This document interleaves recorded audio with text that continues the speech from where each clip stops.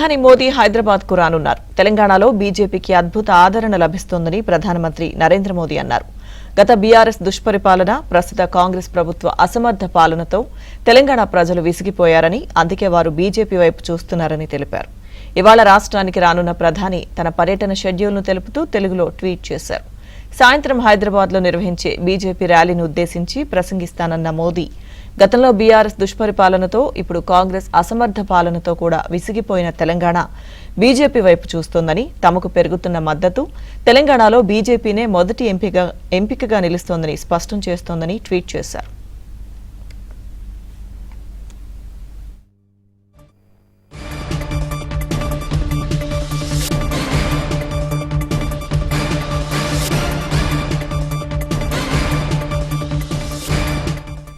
ప్రధాని మోదీ ఇవాళ దాదాపు 5 గంటల పాటు హైదరాబాద్ లో ఉండనున్నారు. మోదీ పర్యటన కోసం పోలీసులు భారీ భద్రతా ఏర్పాట్లు చేశారు. సభ కోసమే 2000 మంది పోలీసులను నియమించారు. సభా ప్రాంగణం చుట్టూ ఉన్న ప్రాంతాల రహదారులను సీసీటీవీ నిఘాలో ఉంచామన్నారు. సభ ముగిసే వరకు ప్రైవేట్ వ్యక్తులు డ్రోన్లు ఎగరవేస్తే కఠిన చర్యలు తీసుకుంటామని హెచ్చరించారు.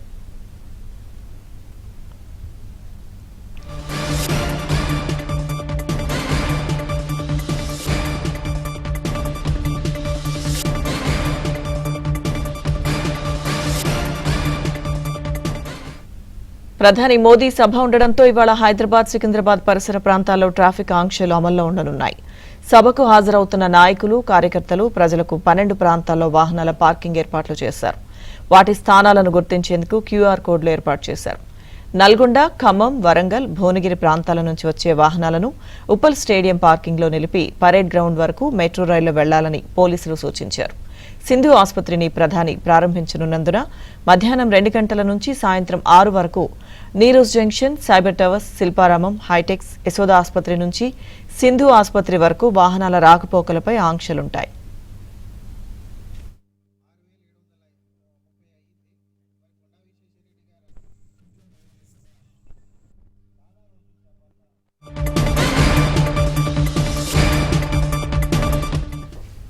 ప్రధాని మోదీ ఇవాళ మధ్యాహ్నం 2 గంటల 20 నిమిషాలకు ప్రత్యేక విమానంలో బేగంపేట విమానాశ్రయానికి చేరుకుంటారు.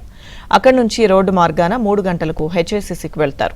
అక్కడ జరిగే అధికారిక కార్యక్రమంలో 9500 కోట్ల విలువైన పలు అభివృద్ధి పనులను ప్రారంభిస్తారు. 3 గంటలకు హైటెక్ సిటీలో సింధు ఆసుపత్రిని ప్రారంభిస్తారు. అక్కడి నుంచి నేరుగా జూబ్లీహిల్స్లోని ఏపీ సీఎం చంద్రబాబు నివాసానికి వెళ్లి ఆయనతో భేటీ అవుతారు.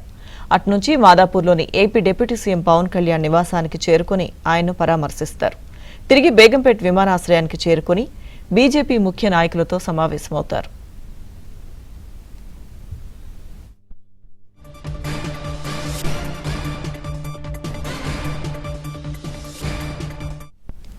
ఆరు గంటల 25 నిమిషాలకు సికింద్రాబాద్ పరేడ్ మైదానంలో బహిరంగ సభలో పాల్గొంటారు. రాత్రి 7 గంటల 15 నిమిషాలకు తిరిగి బేగంపేట్ విమానాశ్రయానికి చేరుకుని గుజరాత్లోని జామ్నగర్కు బయలుదేరి వెళ్తారు.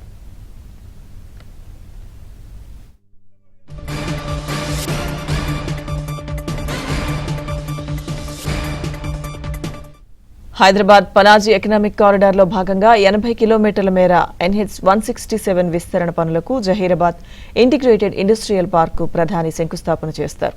1250 కోట్లతో పూర్తి చేసిన కాజీపేట విజయవాడ మల్టీ ట్రాకింగ్ ప్రాజెక్టును 610 కోట్లతో చేపట్టిన మల్కాపూర్ గ్రీన్ఫీల్డ్ పెట్రో టెర్మినల్ను జాతికి అంకితం చేస్తారు. ఇక కాజీపేట ఆర్యూబీ, పీఎం మిత్ర పార్క్ను వర్చువల్గా ప్రారంభిస్తారు.